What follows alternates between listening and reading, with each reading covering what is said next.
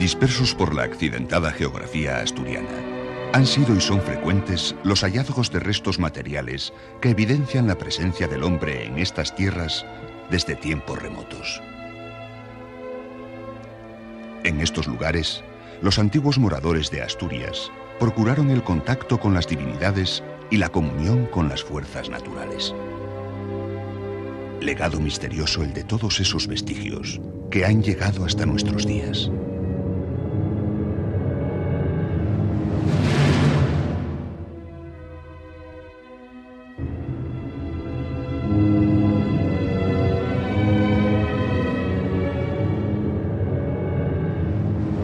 Pinturas y grabados se encuentran en cuevas de difícil acceso, en lo más profundo y oscuro, donde jamás vieron otra luz que la de las antorchas.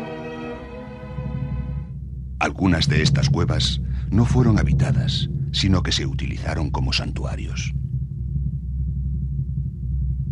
Sus pinturas no se trazaron en cualquier sitio, ni en todos, solo en algunos cuyo significado aún ignoramos.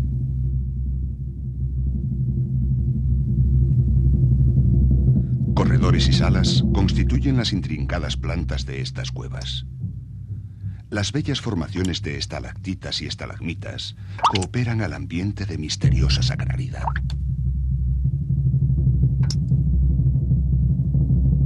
Estos lugares son impresionantes. Bajo unas bóvedas de diferentes proporciones, se distribuyen grabados y pinturas de forma irregular.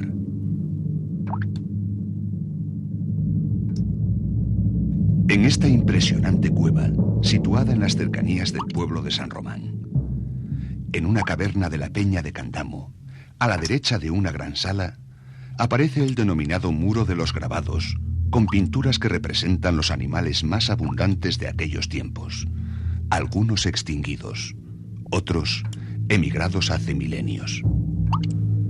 No es extraño que aparezcan heridos por armas o que las hembras estén preñadas. En menor número, se ven figuras enigmáticas, como el antropomorfo, mitad hombre y mitad bisonte. No faltan tampoco signos abstractos de vaga y difícil interpretación. Al fondo, elevado y enmarcado por estalactitas, el camarín nos muestra con gran maestría artística varios caballos, entre los que destaca una figura completa que ha sido interpretado como yegua.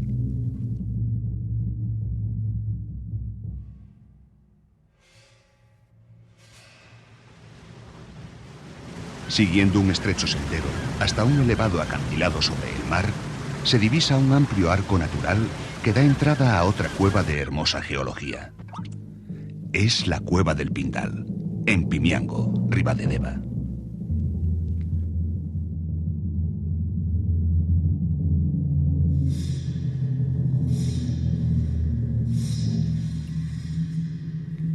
En su interior, el acostumbrado repertorio de figuras, dibujos en negro, grabados y pinturas.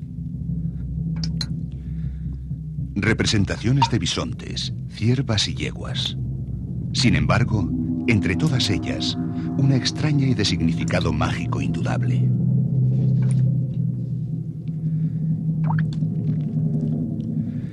Este elefante pintado con gruesos trazos rojos, y a través de cuyo cuerpo vemos una mancha que podría representar el corazón.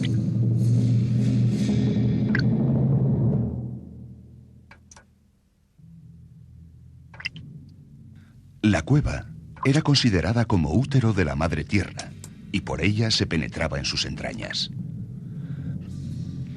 Su vientre podía generar o reproducir especies animales que se deseaban cazar, mediante prácticas mágicas y rituales estacionales que tenían lugar en lo más recóndito de la caverna. Nunca sabremos qué extraños ritos y cultos tuvieron lugar en sitios como este.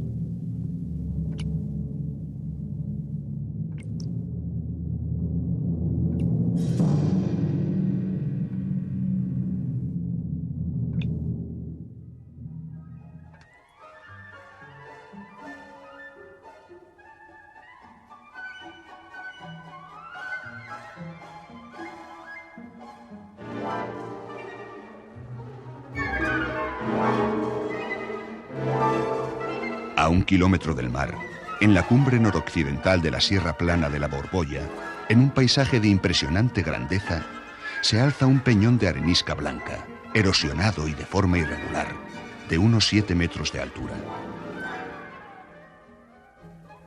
Allí, al abrigo del viento, se encuentra el ídolo. El ídolo, o la cabeza del gentil, como era llamado por las gentes del pueblo, representa una divinidad vestida con una túnica o manto. A su lado aparecen un puñal, 7 pequeñas y estilizadas figuras humanas y varios grupos de puntos rojos muy irregulares en forma y número.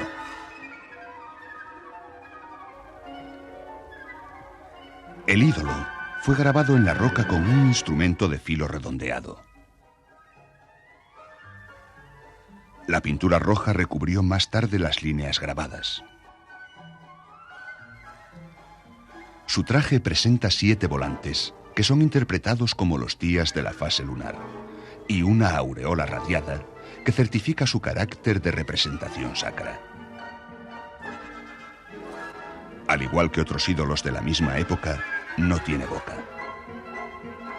Junto al supuesto puñal, que para algunos investigadores representa una sepultura antropomorfa, aparecen 6 figuras humanas en una especie de corro, mientras una séptima, más alejada, sostiene un báculo o cayado en la mano.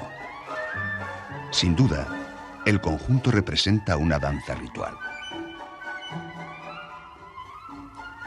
Es curioso anotar que el número de seres humanos representado vuelve a ser 7. El ídolo es la representación de una divinidad vestida con un traje de ceremonia, aunque su proximidad a la necrópolis tumular de Vidiago haga pensar a algunos que Peñatú fuera un antiguo lugar de culto funerario.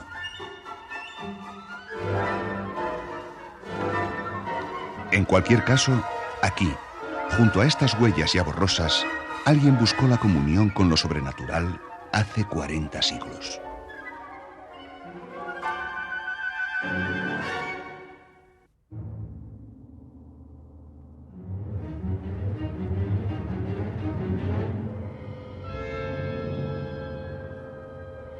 Sobre una tierra verde y áspera, localizamos en las montañas de Tineo otro intrigante montículo de piedra creado por manos desconocidas. Es el Dolmen de Merillés.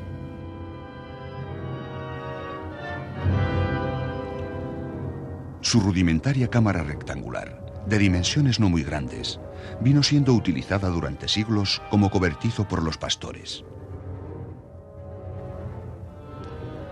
Los sucesivos fuegos encendidos a su abrigo hicieron desaparecer el ajuar funerario, y los restos cerámicos que contenían las cenizas de este enterramiento se perdieron para siempre.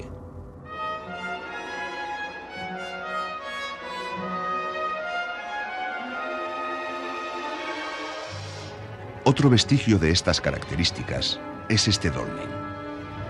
Se encuentra en el centro de un túmulo de piedras situado en un paraje llamado La Cobertoria, cuyo nombre alude a la existencia de enterramientos de estas características, construido en una ladera de suave pendiente para poder transportar hasta allí la enorme piedra de cubrición.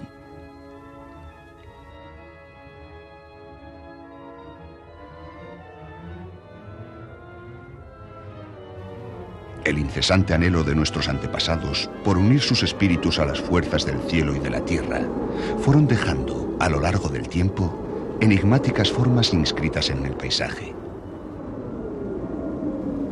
Algunas de esas inquietantes siluetas hunden aún sus raíces en esta antigua tierra.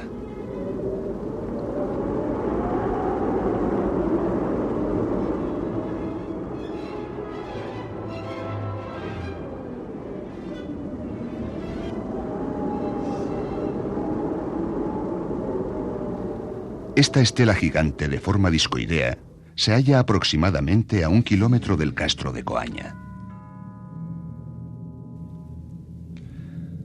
Está formada de una sola pieza. Una de sus caras fue pulimentada. La otra, ligeramente cóncava, es más tosca.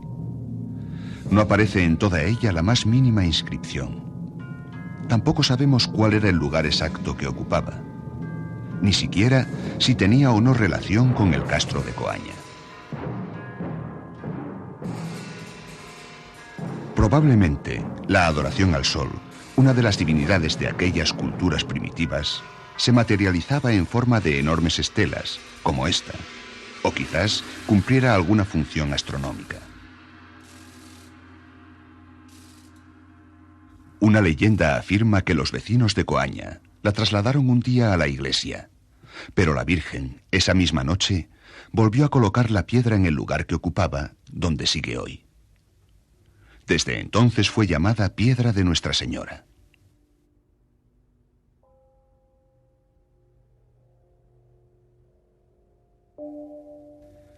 En el emplazamiento de estos ancestrales santuarios persistían después prácticas paganas, hasta ser mucho tiempo más tarde cristianizados. Tal es el caso de lo ocurrido en la ermita de la Santa Cruz. Ocurrió el hecho en el año de gracia 737, 19 años después de la batalla de Covadonga. Durante el breve reinado de Fabila, este dispuso que se levantase un templo consagrado al triunfo de la cruz, en el lugar ocupado por un antiguo dolmen.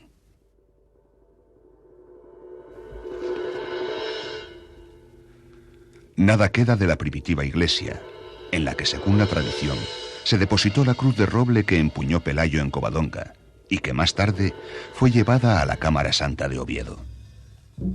Sin embargo, aquella capilla restaurada en 1632 y destruida nuevamente en 1936 hizo perdurar los restos de uno de los dólmenes más importantes de los conservados. El dolmen ocupaba una posición clave dentro de un paso obligado por donde se cruza el río Sella desde muy antiguo. Se edificó sobre un gran túmulo de piedra y tierra. 4 de las losas presentan decoración. A la izquierda de la cabecera aparecen 3 formulaciones grabadas que no describen figura alguna reconocible. Sus pinturas habrían sido realizadas hace unos 4.500 años, siendo además el dolmen con grabados situado más al norte de la península y en los confines de una región dolménica, ya que más al este no se han encontrado restos de este tipo.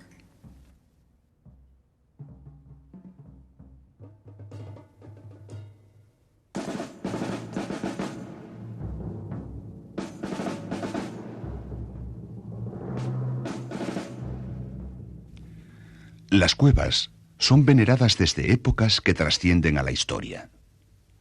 Usadas como lugares de inhumación e incluso de culto, estos santuarios aparecen plenos de sacralidad en virtud de creencias que se pierden en la noche de los tiempos.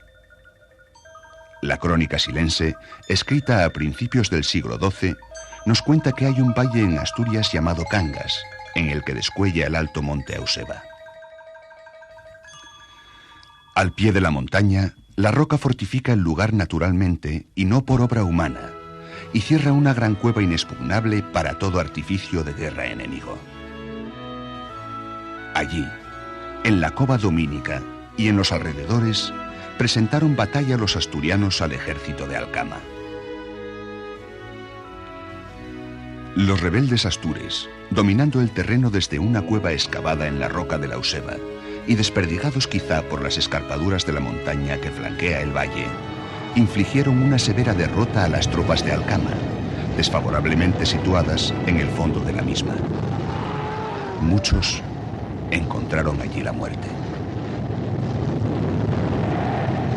Una parte de la vanguardia islamita pudo huir por la única salida posible, remontando el macizo y llegando en penosa retirada hasta el valle de Liébana, donde los fugitivos perecieron a causa de un desprendimiento de tierras.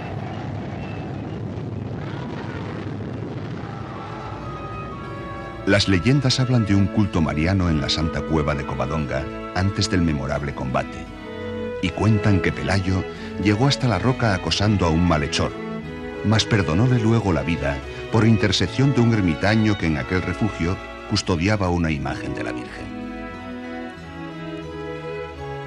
El nombre del río Deva, que brota de la roca en cascada, hace pensar en uno de tantos lugares de culto pagano cristianizados después. Del estado del santuario en el siglo XVI dan noticia Tirso de Avilés y Ambrosio de Morales, que describen la iglesia construida en la cueva que atribuyen a la edad del rey Casto, diciendo: los más de que está hecha es de madera, en otras partes ayuda la piedra, en otros piedra a mano. Las maderas vuelan tanto que no hay quien no tenga miedo no solo de estar en el templo, más aún de estar debajo.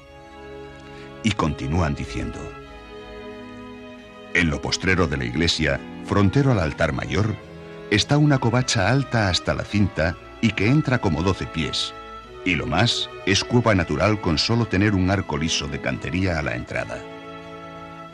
En esta capilla o pequeña cueva está una gran tumba de piedra, más angosta a los pies que a la cabeza, el arca de una pieza y la cubierta de otra, todo liso, sin ninguna labor ni letra. Esta dicen todos que es la sepultura del rey Pelayo. Al amanecer del 17 de octubre de 1777, ardió el primitivo edificio de madera. Se atribuye la causa del incendio a un rayo caído sobre el templo de la Santa Cueva, teoría sumamente extraña, dado el lugar del santuario.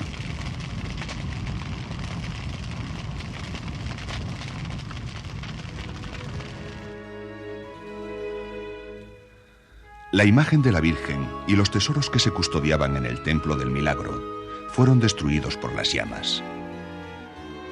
Más tarde, se sacaron del pilón hasta 6 arrobas de plata y oro de las alhajas fundidas.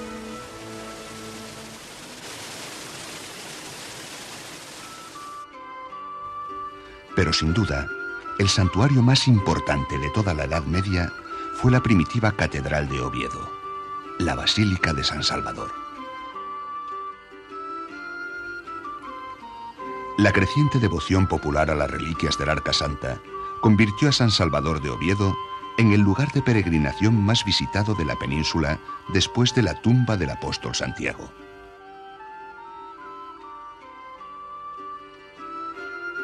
Hacia el año 614 salió de Jerusalén el Arca de las Reliquias con destino a Toledo.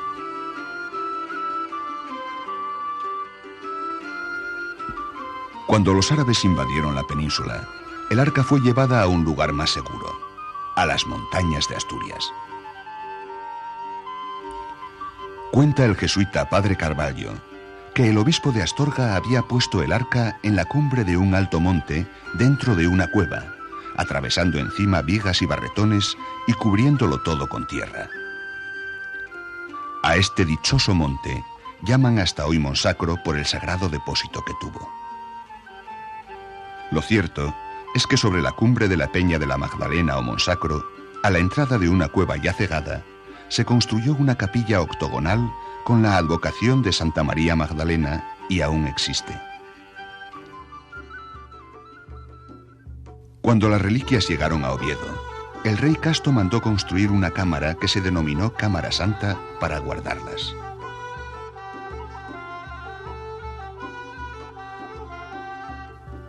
Muchos romeros compostelanos recalaban en la antigua capital del reino asturiano para venerar el Arca de las Reliquias.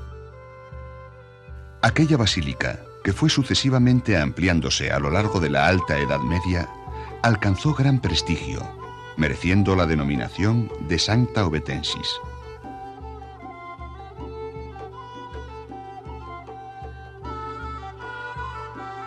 La fama de la existencia de prodigios relacionados con el relicario de San Salvador y la apertura solemne del arca ante Alfonso VI en la Cuaresma de 1075 contribuyeron a la consolidación y enriquecimiento de las creencias populares.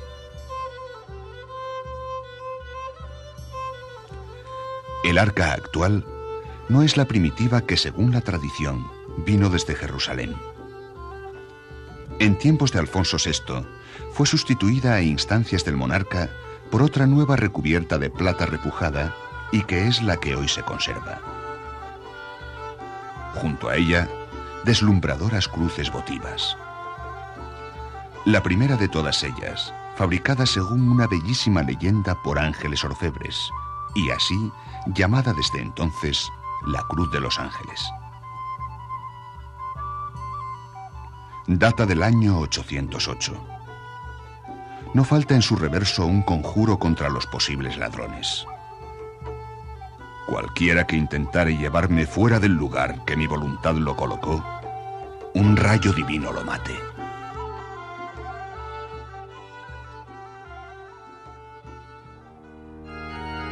La segunda de las cruces fue construida por manos humanas en fecha y lugar bien conocidos. Fue mandada a hacer por Alfonso III el Magno 100 años más tarde que la primera. Según la tradición, se recubrió de oro y pedrería la cruz de madera que se decía había empuñado el caudillo Pelayo en Covadonga. Este cofrecito, llamado caja de las ágatas o de las calcedonias, por estar formado en su mayor parte por placas de este precioso mineral, fue una ofrenda de Furuela II y su esposa a San Salvador de Oviedo, allá por el año 910. La arqueta es de madera de peral, recubierta de oro.